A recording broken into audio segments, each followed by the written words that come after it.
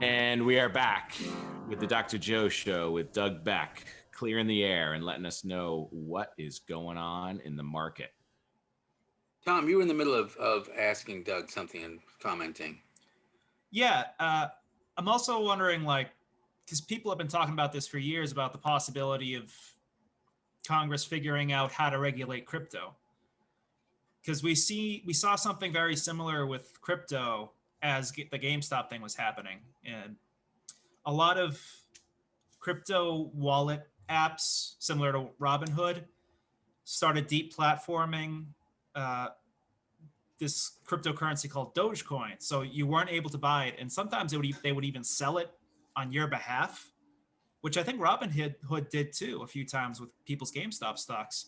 I have no idea how that's legal, but how would you carry the conversation over the crypto market if you could? Oh boy.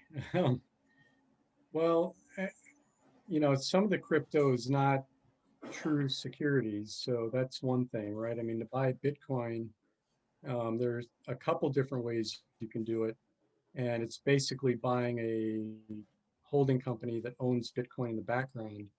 And the challenge with that, not to go too far off track, is that you may be buying, you know, Fred Flintstone's crypto fund, and Flintstone has the crypto behind it.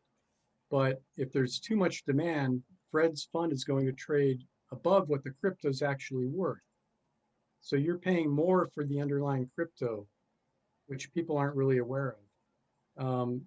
Shorting it, the same methodology, it's probably going to be a lot more difficult to borrow, because when you short something, my mother, for example, who's a client of mine, we had a stock that I won't name the name because I don't want to set off anything that I didn't mean to. But, Reddit, listen to this, Reddit. This is an innovative disruptive insurance company. And I got a call from my custodian, and they said, can we borrow shares from your client? Because we have a hedge fund that wants to short them.